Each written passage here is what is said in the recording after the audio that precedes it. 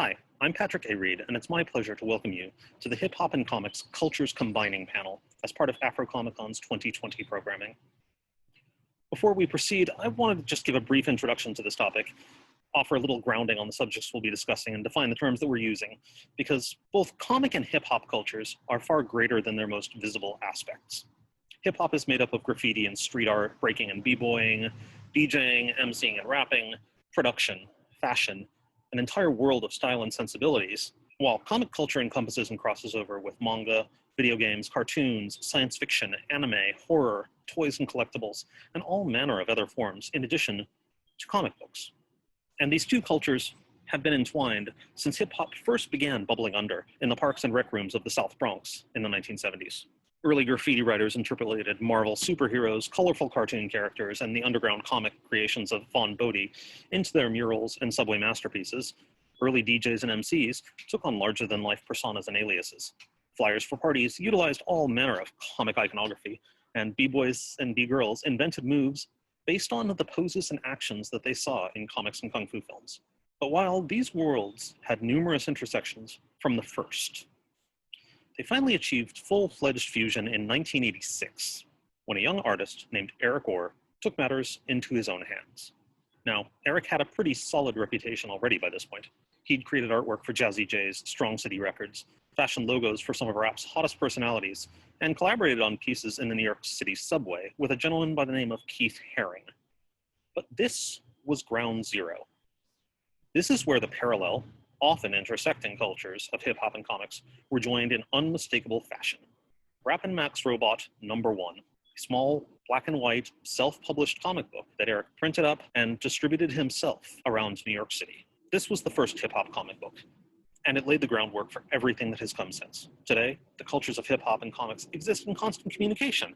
They blend and mix and overlap as creators draw on their formative influences to push in new directions and to bring fresh and innovative concepts to audiences around the world. And now I'd like to welcome our guests to speak about their influences, their inspirations, and how the worlds of comic and hip-hop cultures have affected them.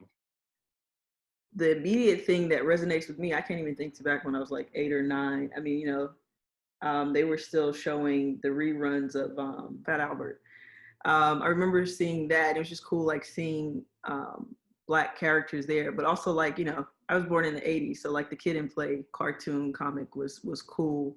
Honestly, for me, like it was Storm. Like that's when I guess felt true representation and wanted to read further and find out about more characters, learning about Aurora Monroe and saying, oh, wow, there's this, African princess who has all of these superpowers and she manipulates the weather and all that stuff. And then when I got a little bit older and saw the movie, Halle Berry being Storm, I was like, it's just mind blowing for me. I love the Super Friends. I mean, that is like the best cartoon that was ever made, because you got all these characters and it seemed like, it just got better and better each week, and the stories was just so elaborate. But yeah, so that was like my favorite. It was just wonderful to watch that as a kid, sit down, eat my cereal, and watch the Super Friends. That was it. Captain Crunch and Super Friends. That's how I live my mornings.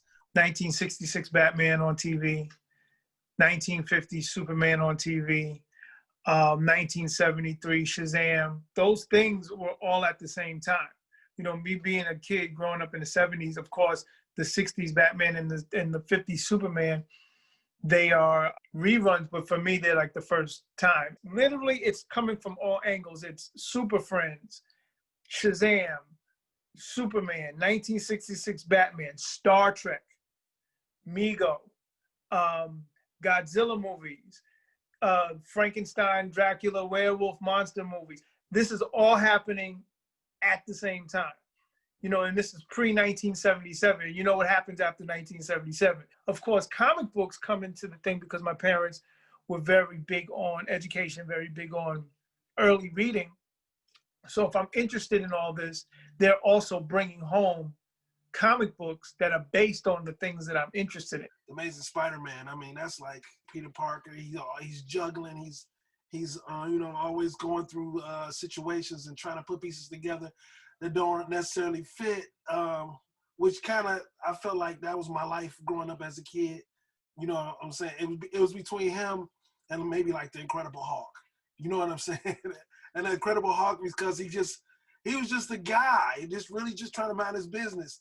And you know, and then, you know, this happened to him, and then, you know, he has all this rage that comes out. You know what I'm saying? And that, you know, that's kind of like growing up in the inner city, and, you know, you going through different stuff and you just trying to just mind your business, which is what I was. I wasn't like, you know, I was kind of to myself, like I said, because I was the only child. And you know, and I would just observe a lot of situations that would go on in my neighborhood, you know what I'm saying? And not really be a part of it, but you know what I'm saying? But I still felt this anger, you know, growing up. So yeah, those are like my first two comics that I identify with. We used to have a grocery store around the corner from our house in Chicago that we used to walk to, rain, sleet, or snow. You know, wasn't far from the house. My grandmother used to work there, as a matter of fact, and she had this basket that, you know, she used to say, if you help me with the groceries, baby, walk me to the store with the groceries, then I'll treat you with a comic book. I'm like, oh, okay, cool. Even before that, my uncles, two of my mother's brothers were really big comic book heads. My father was a comic book head. You know what I'm saying? So it was just all around. Comics were all around. But I never owned my own until grandma started, you know, taking me to the store and taking me on little missions with her. You know what I'm saying? And saying, I'll pay you with a comic book, baby. Come on, just go. I'm like, all right, cool. Back when the comics was like 25 cents. You know what I mean? So, yeah. Well, you know, from where I come from, you know, back in the hood, the South Bronx, you know, comic books were embedded in, you know, in the hood. You walk into a bodega, there'd be a little string, kind of like where people dry their clothes on it, but it'd be hung up in the bodega with comic books draped on them.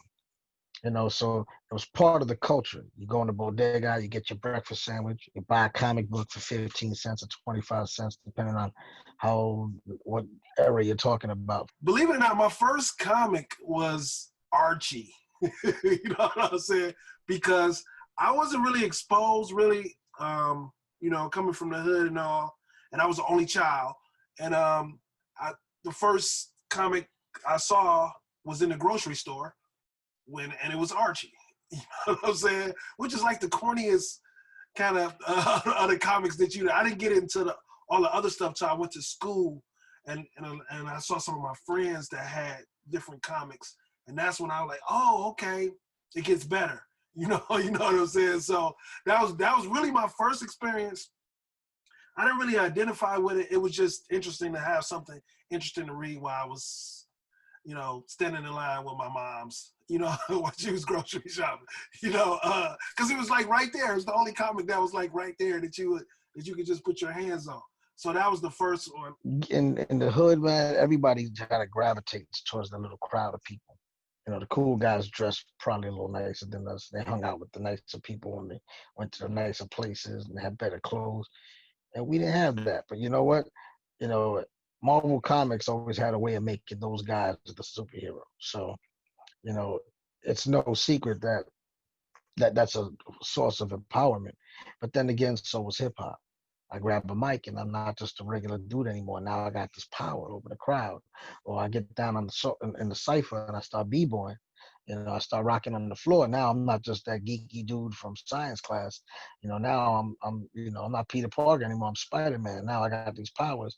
I'm doing flips and all this stuff. And it's funny how some of them people, even though you're not wearing a mask, some people don't recognize you as that dude. It's always later they go, yo, you the guy that's always getting straight A's in science, man. Y'all didn't know you could dance. You know, and it's one of those things. So, you know, we banded together in our you know, our odd way, you know, to almost to celebrate our the fact that we were outcasts. So, you know, I wouldn't say they were necessarily parallel. I mean, they are, but we, you know, it just so happens that all those things fit in the same cup. Like a lot of my friends that I hung out with were also comic book nerds and also liked hip hop. And so there would be like tons of like rap battles, but like kind of geared towards like nerdy stuff. So like my friends would just like freestyle about like nerd stuff all the time, and that just felt, I don't know, it felt dope. Like, and you'd make each other like mixtapes and stuff. Like, oh, you got to hear this song. I was the weird kid until I found the other weird kids that liked it, and then I got a job in comics, and then it wasn't weird anymore. It was just like, this is what I do for money. This is no longer.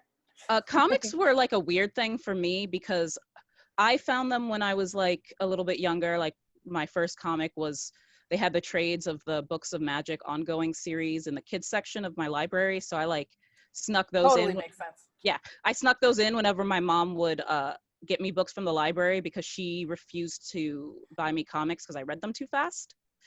That's fair. And they're expensive. Yeah, so she was like, absolutely not. And so I didn't get to read comics for a very long time, but my dad was a big like Marvel person, you know. Like he was, his dude was Iron Man, real heavy. And then, you know, when I was left to my own devices and kind of started to buy it for myself, I slowly, you know, I was really fortunate to discover Roger's Time Machine in New York. And I would literally go in there like, I think I like this character, and they would just give me a bunch of books from different parts of the era, you know, and that really, you know, kind of like built up my collection, like my kind of literacy in in comics. But like really, and like, so I was big, like in college, I was writing like essays about, you know, comics and stuff like that. And that's why I, you know, started working in a comic shop. You know, I started rapping when I was 8. So I've been rhyming for 37 years. So I was a young kid, but already into comic books, already into Kung Fu theater every weekend and you know, sci-fi stuff and, you know, space because of the space shuttle and all these different things. So I think that it wasn't something where I really discovered that, oh, I'm creating a super persona until probably I was maybe 6-7 years later when I was 14, 15. And I realized these rappers, first of all, aren't what they say they are. You know, they don't have a color TV and a Cadillac and all these things. And that's kind of what rapping is. It's like, you know, making yourself bigger than life because it's kind of aspirational. And so it was probably around 14 or 15 that I realized, okay, I have a super persona and my superpower is rapping, you know, and I can do anything possible to the limits of my imagination with rhymes. Before that, it was more like, you know, I'm really cool and I get the girls, you know, and all these, you know, all the stuff that rappers will rap about. You know, my clothes are really cool and I have a Cadillac and all that stuff. And this is prior to driving or anything. So I didn't make the connection because I think it happened organically and all at once until later in my career. And I would say that's probably when I was a teenager. Anything that would just get me outside of my normal life, I would probably just dub. That's what made me go so heavy into music. It was a way to vent and get into that. So comics gave me sort of that same feel, and just cartoons in general. You know, as a kid, a lot of things was going on in my life. You know, growing up in a household with a single mother, there was a lot of situations that was going on, and you know, anything I could find to escape that I guess that I would hold on to, and comics was there for me when I could get them, because the way I got comics was I couldn't really afford them, so I could afford one, and then I have to trade with a friend, and you know, you just trade. We did a lot of trading, you know what I'm saying, and that's the way I saw different comics, because I really didn't have the money to really buy a bunch of comics like I wanted to until I became older, you know what I'm saying, and became an MC or whatever, and I just started collecting. And then I sold my collection. Now I'm back collecting again. That's a whole story. Every movie theater in New York, you know, little small movie theaters had some kung fu in it. They had the Kent Theater in the Bronx. You go down to 42nd Street, they had kung fu flicks all day. Back in those days, they would play the flick and then you know, after a certain amount of time, they'd replay it again. Like in one theater, they'd play the same movie over and over again. And they never asked for your ticket after the first time, so you could stay there and watch it 7 times if you wanted to. You know what I'm saying? Which we did. Or sometimes we sneak out into an adjacent movie theater and see the other kung fu flick. But between that, the movie theaters, and all these kung fu stores. You used to go to 42nd Street back in the 70s. They had stores where you could buy kung fu slippers and nunchucks and stars and stuff like that. The closest you can get to being a superhero starts with the martial arts. You know, so you go out there and you practice what you saw in the Five Deadly Venoms or the Kid with the Golden Arm, and then somebody else does it, like, oh, that dude know how to kick. You might have took a class or two. So you beg your mom to take karate lessons or something. You know what I'm saying? And then you see the dancers, the b-boys, that they would incorporate the kung fu moves with the dance moves. So this thing was one huge, when they say New York's a melting pot, then they don't just mean by race.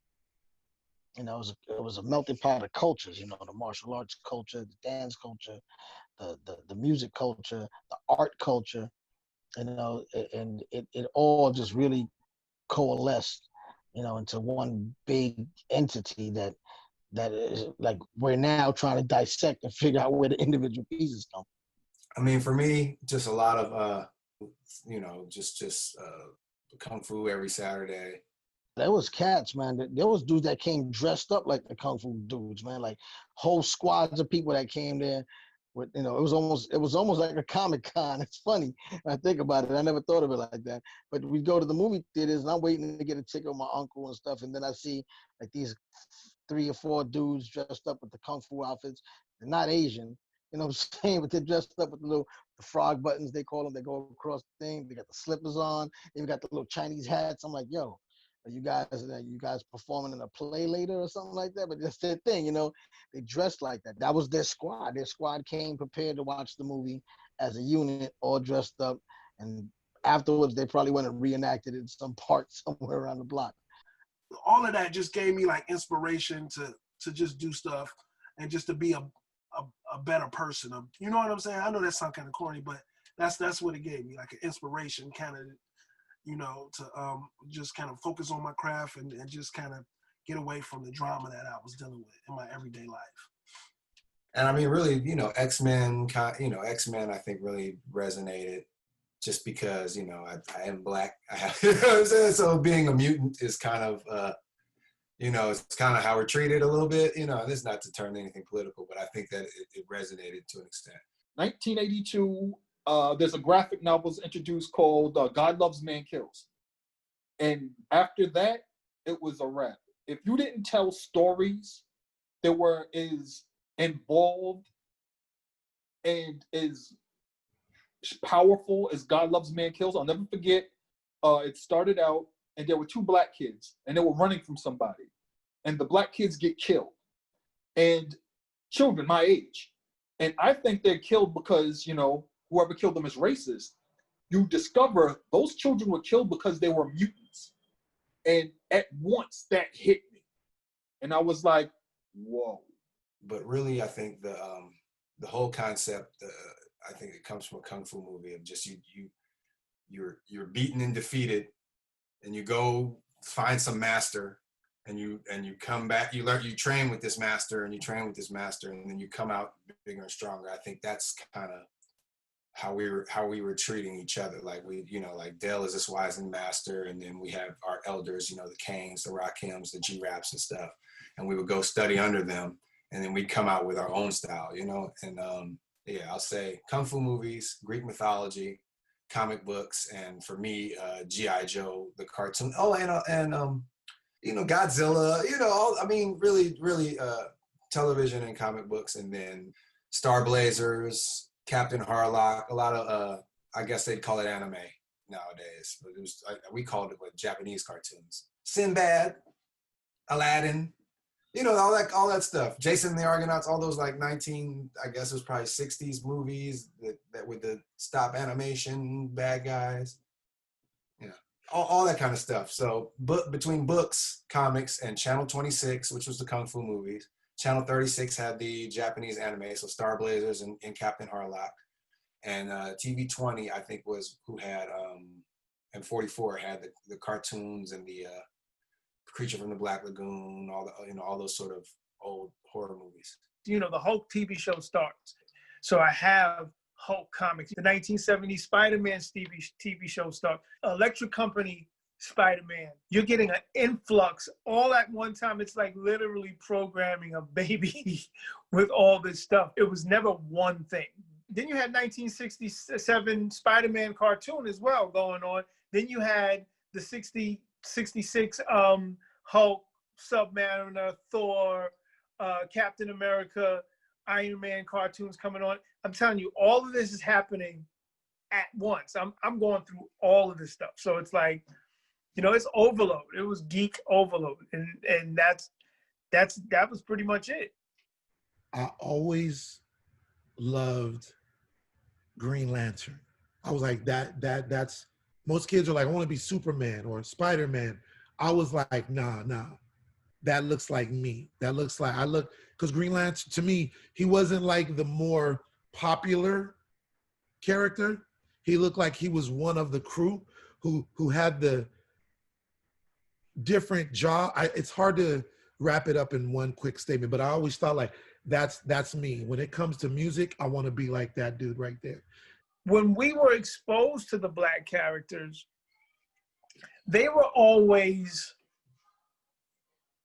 in a secondary or tertiary place. Outside of Black Panther, you know, there wasn't, Jon Stewart wasn't around like that yet. Luke Cage was cool, but he was strong, but he wasn't Superman strong. You know, he wasn't Shazam strong. He wasn't the Thing strong. He wasn't the Hulk strong. You know, he was a guy, you know, in Harlem making money. And I'm like, okay, is that what we're gonna get? We had the Falcon, but he was Cap's sidekick. We had in DC, we had Black Lightning.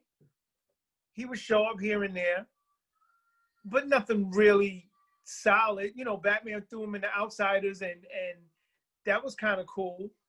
But there was no real standalone hero that we can look at.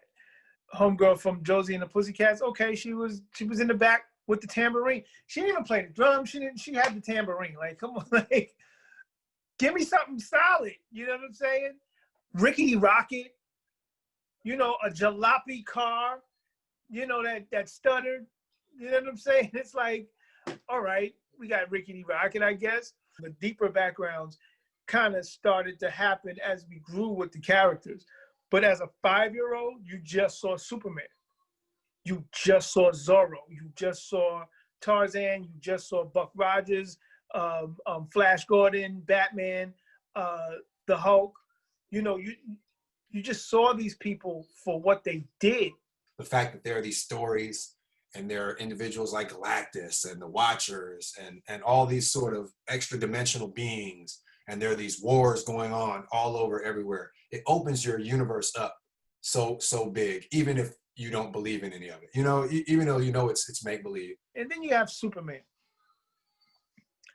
Superman, for me, Superman and Shazam, Captain Marvel are my quintessential heroes. You know, people can hate on Superman all you want, but 90% of all your favorite heroes are somewhat based on that prototype. And that's like hating on your grandparents or something like that. You just, you know, he's been around for almost 100 years, different events around the world and like protests and uprisings around the world. There are people in the crowd with Superman shirts on because it means something to them. It stands for some kind of hope. And for a fictional character to do that to such a large mass of people, whether you like the character or not, you gotta commend that marketing strategy that happened over the last 80 some odd years because of that. The digging, you know, in the same way that you like A+ 93 Film Fitting, that's $1 record that he got. We do that with old issues. Festo did the Souls of Mischief logo. That's traditional kind of graffiti font. Dale did the Hyro logo. I mean, they're both like spectacular artists, like visual artists, you know. And that was more like a clean kind of business type thing. But as far as the visuals, I think we're from Northern California, so we hike. We went, you know, we go on field trips as a kid to the Redwoods and all, you know, like, and this is in public school. The actual scenery, Northern California scenery is like the fifth member of Souls of Mischief, you know? It's not weird to see us in some trees or, you know, it's almost weird to see us in an urban environment. So I think that visual, and then I think that has been a staple of California hip hop post us. The first CD that I saved up for to buy myself, not like gifted to me or my mom gave it to me, was ATLiens. And, you know, it was the whole theme of Outkast on the cover and, you know, looking super futuristic. So, you know, to see those kind of like that genre bending and the cultures coming together like that was always influential to me. And I always wanted to try to push the boundaries, not only music wise, but visually as well. The creation, when I created my logo, the silhouette, the circle and the silhouette, it was created in my image at the time, but it was created to symbolize a different type of rapper, or be a symbol for kids who weren't street kids, who might have been considered nerds or geeks, or just something other than the status quo, but still loved hip hop. I know you don't remember all this. That's why I kind of have to piece together what happened in real time. Yeah, we'd come home and he would be trying to mimic what he saw with Boogaloo Shrimp and just the whole electric boogaloos, you know, from Soul Train and all that stuff. I think just the way I used to look up to them, it's just like like the way they are in my brain. Like you can't forget that, if that makes sense. Like everyone has had something where you just can't forget, and it will never leave your mind. So it's like whatever else you do, it's always gonna be somewhat traced back to that, if that makes sense. So yeah. From, you know, Breaking 2, actually I think it was Breaking 2, right? Yeah. Breaking 2, there's a scene where Boogaloo Shrimp was like dancing upside down and he was like going along the walls and stuff like that. And I was super, like, that was one of the craziest scenes of any movie I've ever watched. Like I was mind blown.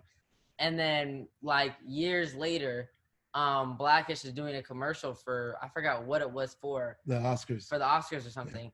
Yeah. And they had me reenacting that, and they had me walk on the walls and stuff, and it was the craziest like process ever, because it was like a full circle thing. It's kind of a full circle that he's able to see that, and then years later he ends up being able to do something like that. I think it was hard for me to choose a rap name early, because I don't feel, people always ask me like, where does Murph start and Nick end? It's never, I don't have one. So I'm trying to think of a superhero that kind of just is, you know.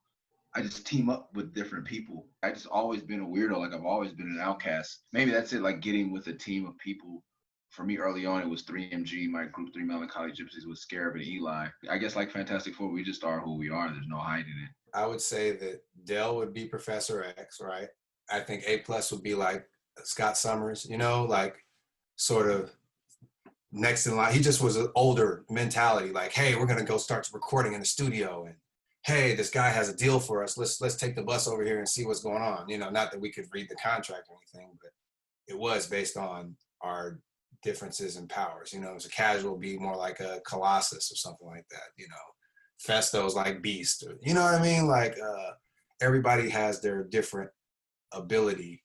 And I mean, that's just to use an X-Men metaphor. I don't think that our powers mirror them, but just sort of the hierarchy. I think Dell had the vision of the crew. Like Dell was never just Dell. He always had a crew, you know, as part of his thing. And it was, I mean, you'd ask like, why do you call yourself that? And it'd be like, cause it's bigger. It sounds like that, you know, you got to have a crew, you know, and I think we were sort of selected based on the differences in our powers. And then we would kind of train with each other and learn techniques from each other. And, you know, we had different, like Souls of Mischief is like special ops kind of, you know, like, okay, send those guys in to blow everything up, and then we'll come and set up shop afterwards, you know, like it's interesting parallels, but he did definitely assemble us like a super team. Like, oh, I know this guy who does this, and Casual put us together with Opio, for instance. Like, oh, I know this guy who has this ability. And I think it's still going, you know, like I think we're still having these sort of spin-offs and stuff and new teams and pair-ups, and you know, Marvel team ups and all that kind of stuff. Like, to be honest, everything I've done up to this point, like ever since I was like 13 years old, and from there, like from below, I thought of everything as just fun. Like I didn't care if it was a job. I just like, Yeah, facts. I just like everything I was doing dancing wise, like it was just because it was just fun at the time, and it was just like something that was just really fun to do, going to competitions and stuff. And then once I found acting was just fun. Like like for me as a kid, like any kid is just gonna want to do whatever's fun to him. So it doesn't really matter what it is. I think everything that I've started doing I just saw it as like a fun like thing to play around with and just see you know, just see how fun I can have with it. Yeah. Until I actually find a passion for it. So I think it's the same thing with music and just anything in the future.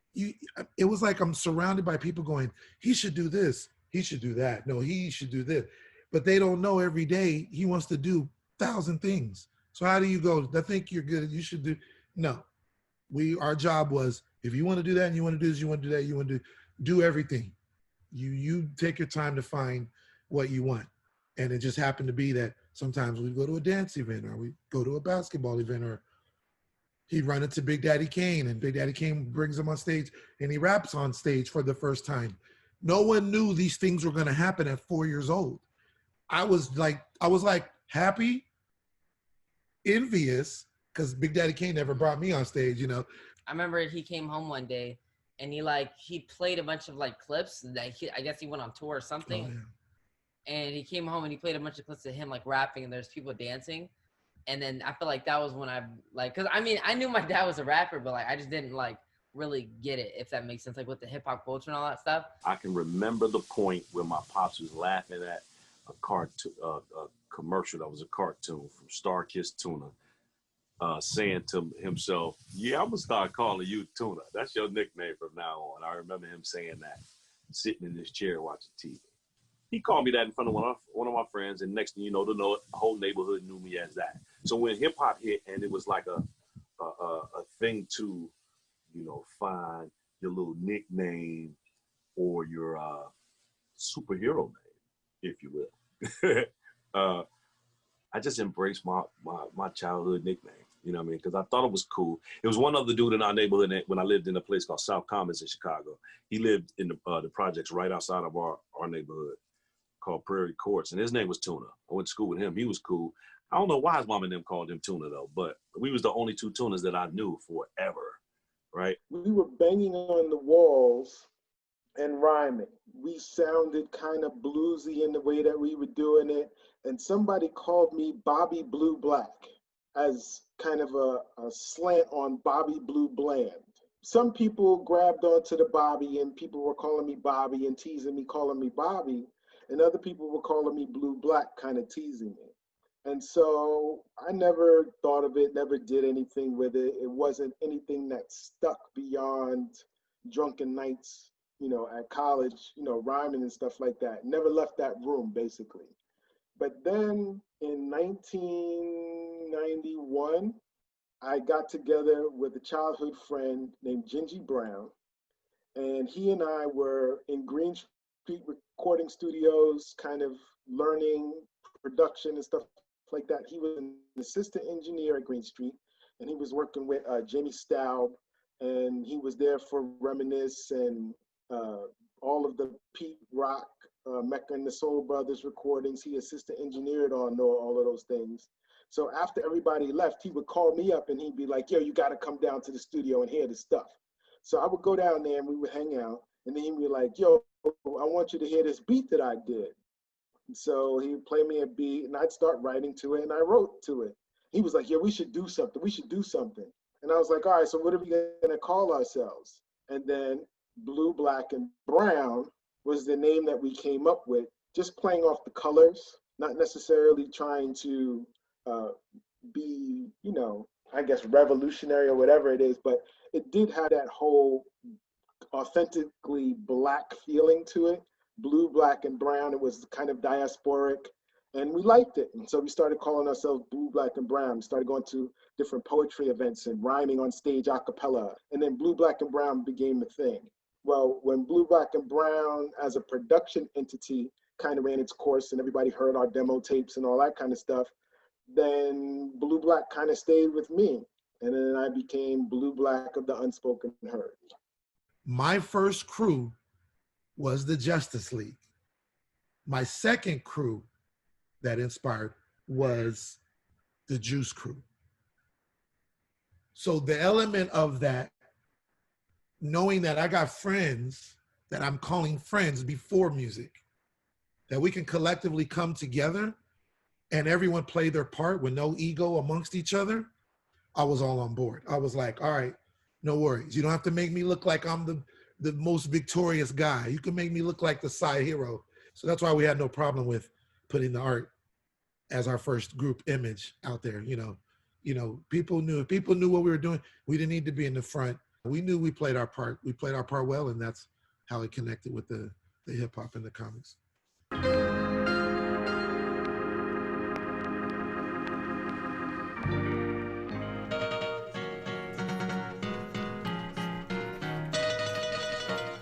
Theme music off of Scene Come. That's a common experience that me and Ashru had. We both read Carlos Castaneda, and there's two characters, Don Juan and Don Gennaro. And we looked at those characters and read those books and looked at the spirit of what he was trying to communicate, and this idea of being a man of knowledge, right? What does a man of knowledge mean in 2000 or 2001, whatever we were doing? It's like this person who is well-read, this person who is articulate, this person who is somewhat of a public intellectual, but they're moving through society as if they're just a regular person. But they have this knowledge that makes them almost superhuman or gives them superpowers to be able to move through places and spaces. And going back just a little bit, that poem by Rudyard Kipling, If, right? If you can walk amongst the masses and walk amongst kings and not lose your common touch, that whole way of looking at the world is what I wanted to relay in the Don Juan character that I was representing on that song. So moving through space, not waiting online, you know, just it seems ordinary, everyday stuff, and there is a reverence for that person in a way that almost makes them superhuman, but they're not necessarily a superhero with a cape.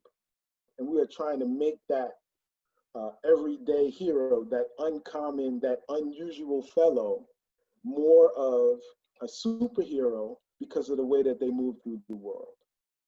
I walk around like this a lot. My wife has to tell me to relax my shoulders, and now I see it in my kids because I was constantly being picked on. Like I was always just on edge because like, why do you have that book in your back pocket? Why do you wear your hair like that? Why are you wearing those clothes? So I never feel at home anywhere in hip hop because I feel at home everywhere in hip hop, if that makes sense.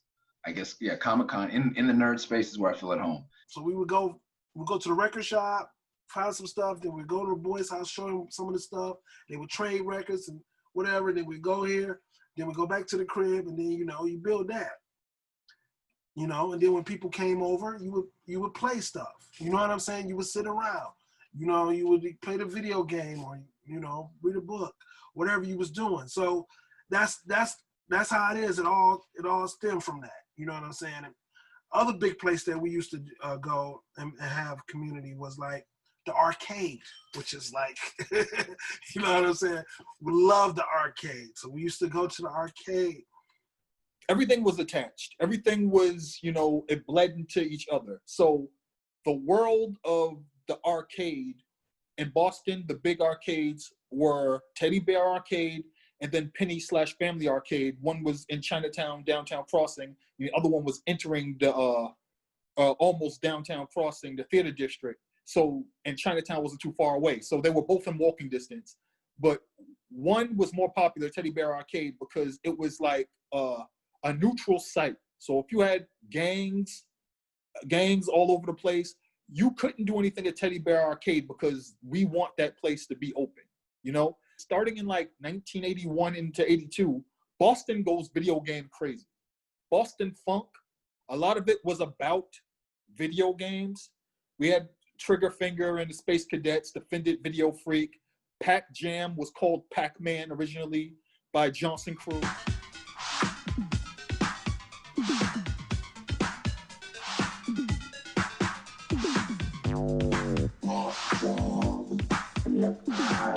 lot of songs had like video game themes and stuff like that. It was part of the culture. That was the thing, man. You know, the record shop was next to the comic shop. And sometimes it's this place called Memory and Melodies where they got comics and records in there.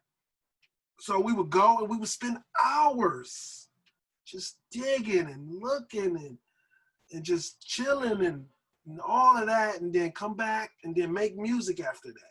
You would have $3, so you'd have enough money to maybe buy 2 comics because they were like 65 cents. The bus was $0.25, and then you'd spend $1 or something on a slice of pizza. And then also there was a kind of a seamless transition between the comics and the music. You know, as you start getting older and hip hop is the thing you're into, you go pick up a comic and you go pick up a record. Me and A Plus, like, he had a record player. He'd buy the vinyl, I'd buy a blank cassette. You know, we both buy our own comics because we collected whatever we collected. You know, you bought your new comic because you're trying to keep up with what was going on, but you're always trying to build your collection and dig because it was a used market, right? You know, all the stacks were the wall. I remember Comics and Comics, all the wall were the new comics, and then all the boxes, just like the record boxes, were the old stuff, and you would go dig, but it was mainly to find the footnotes, you know, like, oh, this is the origin story of this person, or, oh, this is the first comic when this dude was introduced, and, you know, looking at their old suits and stuff. You went to the record store, you went to the comic book store, you went to the arcade, and everybody was running in the same circle. We had arcades, and we would, you know, we'd go down. There was one on 42nd Street, and 40 Deuce. We'd go down there all the time. There's a couple in the Bronx, and that was also a place where you would hang out with your boys, you know, and you would see little groups of people, you know, forming in certain areas, you know, just, you know, we call them posses and some call them gangs, whatever. But that was you know, those kind of places, like the movie theaters and other places where you can go and kind of be with your people and it not seem real out of place. Because obviously if you see 5 to 10 people just walking around, that's a gang. You know what I'm saying? And it's like, you can't hide that. It's like, there's a lot of those people walking around together. What are they going to do? They're going to do something bad. But if you're at an arcade, it doesn't look like it's that bad because there's a whole bunch of people hanging around. With video games, you could go to the arcade and just play the video game. Like, you didn't have to have a crowd around you. You could just do your thing and it would be fine. No one was going to be like giving you trouble. It was also a space where like you could settle some beef in the game. Like, if you had beef, it's like, show up, let's go. Yeah, I'm gonna wreck you in some, you know, Street Fighter 2 Turbo or whatever, Mortal Kombat 2, like whatever the game is, DDR, I guess, if you're that kind of person. Like, listen, I spent a lot of time in arcades as a teenager. Listen, the crowd around DDR, like, if there was a crowd around there, a different like, crowd, though. But it was a powerful crowd. So I was bad at every arcade game except Time Crisis and House of the Dead. I was literally gonna say, except for the 2 big ones. You can make friends there so quickly. Like, someone comes up and be your player too, and you're like, oh, we're vibing, man. Yeah. You know what? It was weird games too that we was into. That I mean, of course, it was Mortal Kombat. That's everybody's game. And Street Fighter, that's everybody's game. But then it was weird games like Street Puzzle Fighter, which is where you do Tetris and you fight at the same time. And then it was Solomon's Key, which is that's a lonely man's game right there. But our favorite was Dragon Slayer. Love that game. That is like the favorite of me and Dilla. We used to love that game because it took you so long to master all the moves, and then you get one move wrong, you got to go all the way. That game was a headache. But once you did it, it was dope because it was no graphics like that. The graphics was incredible. It was more like a cartoon drawing. Yeah. 2 or 3 of them were just like they're still burned into my like memory, into the cultural memory. Like sometimes like I just wake up and I just like hear the turtles in time like transitions. Like, you know what I mean? Like, I'm just like, oh, prehistoric turtlesaurus, what's going on? Like, I've very rarely witnessed a fight in an arcade, even when things got heated. And it wasn't because the people there weren't capable of fighting. That's not true. No. That's not true at all. It was just like, there were rules, there were these unwritten rules, right? Where it's like, you had to respect this space because we have built this community. And even if we don't like each other, we have to both be in it. It isn't like, keep in mind, we lived in apartments. You know, New York City, apartments aren't big. So it's like you have like 10 of your best friends over. First of all, if your mom wouldn't even allow it, that's way too many people. you know, and then they probably wouldn't fit in your crib. And definitely the way you dressed. Nah, your mom be like, yo, what are these weirdos doing over here? And then she sees you dressed like that. Yo, wait a minute, you dressing like these clowns? So, you know, you grab your stuff, you get out of there, and then you could be, you know, you can be a cool weirdo with your friends out, you know, in a place where you don't seem like you're that out of place. The amount of times that an arcade saved me from getting into real trouble in my life is like incalculable. Quarter Killer is kind of an amalgam of all of the things that we love. It came out of one of our first inside jokes, like literally within the first 3 weeks of us ever meeting. And one of the things that was really nice when we met and we instantly became best friends was like we had all of these shared interests and we had them. We are not the same person, despite what many people have mistaken us for.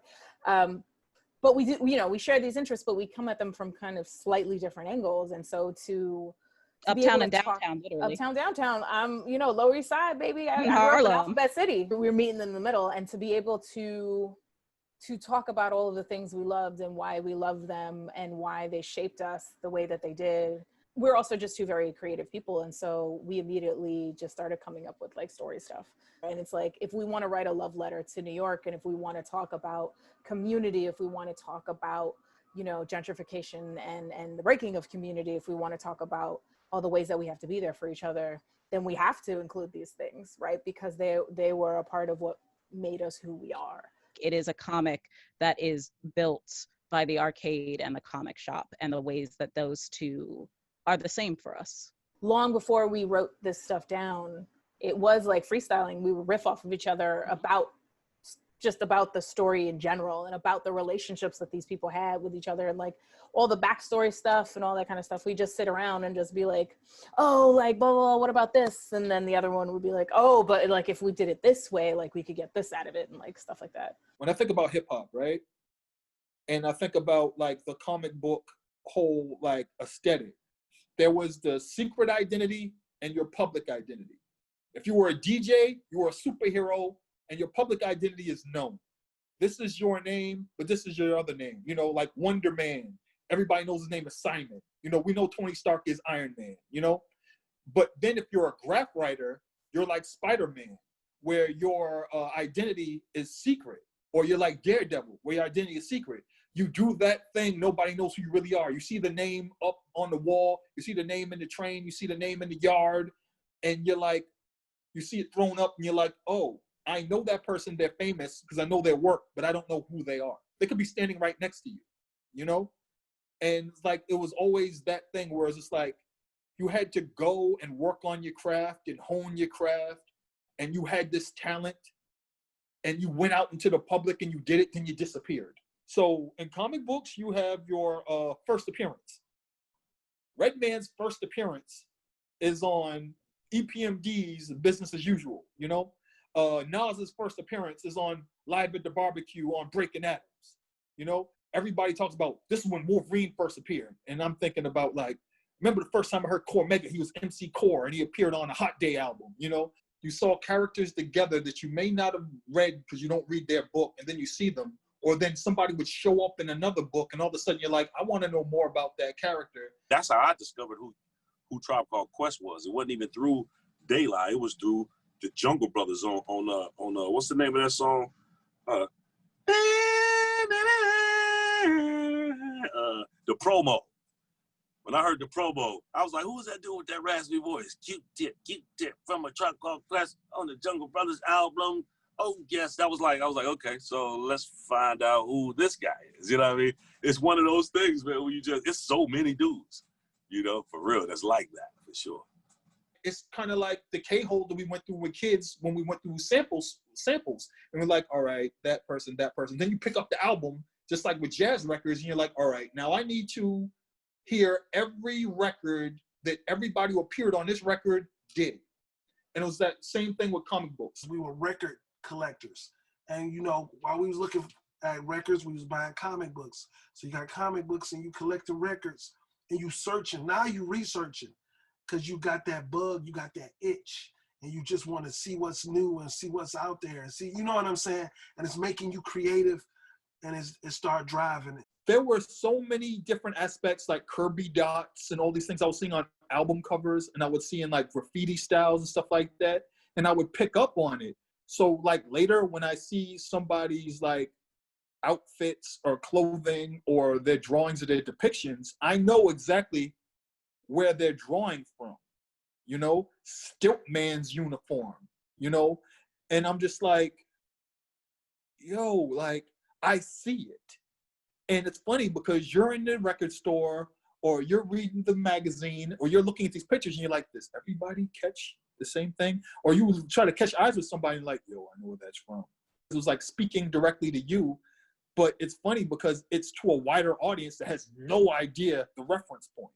They brought back like Devil Dinosaur, and it's like, it's one of the best characters, you know? Whereas back in the days, it's like, this is the stupidest character you ever could have came up with. But now in this day and age, you can always find a new way to flip it. There's so many ways to go that you can take and flip and bounce and this and create, and it'll never stop. You know what I'm saying? It's always new characters to be built and new styles to come up with and new ways to flip beats. I've always loved like the history of comic books because I look at it the same way I look at like music. To me, like I would sit around and with my brother and like, what comic book character to you is like the Amen break from the Winstons, you know, that's been sampled and used time to like, which comic book trope is Funky Drummer, you know? Like, you know, what would be the equivalent of Skull Snaps, It's a New Day? You know, like that's all things that I think about because growing up, I got to learn how to be a writer and a creative, highly influenced by comic books and how they laid things out. I learned how to tell a story, how to pace a story, how to create a narrative, how to have something engrossing.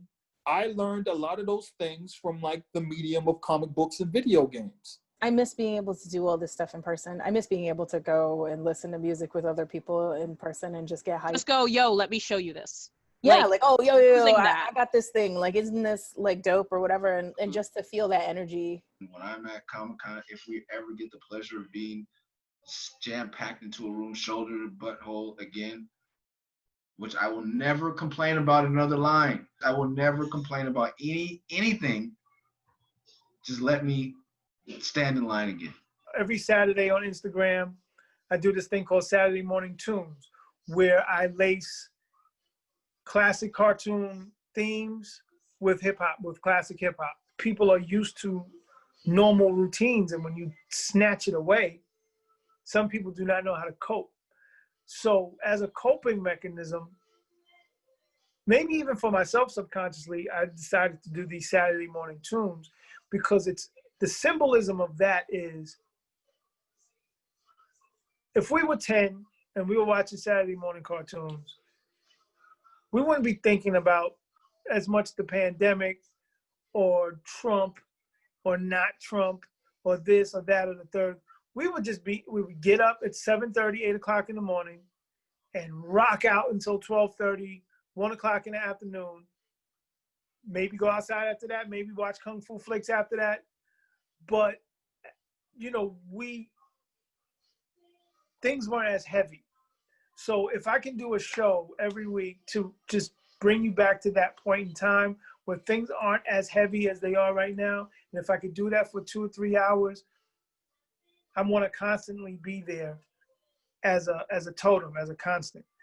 I have an album coming soon, We the Future, and the single from that was a while ago. It's just kind of like a message to the youth out there. I feel like the current state that we're going through right now, the youth is the biggest voice for the world right now, because that's kind of all not saying all we have, but that's all we're going to have, if that makes sense. So basically, We the Future is just a message to all the youth out there that that we're the next voice, and we're going to be the ones that are going to be in control soon. So when we're going to have to make sure we, you know, make the right decisions and know how much power we have in our voice. So, yeah. And I think that's what Afrofuturism is. I think in all of that. That's what it is. We celebrate our past, and then we are simultaneously creating our future, you know. And comics are just, I think art in general is a way that we can address all of these things. We can address all the things that we face daily in reality here, in a not even non-confrontational way, because art makes you think, you know, art can strike you very strongly, but in a way that goes beyond conversation. It goes beyond the traditional means of protest. It's a protest that makes you analyze not only yourself, but the now that you're in. And what better way to do that than kind of give you a taste of the future?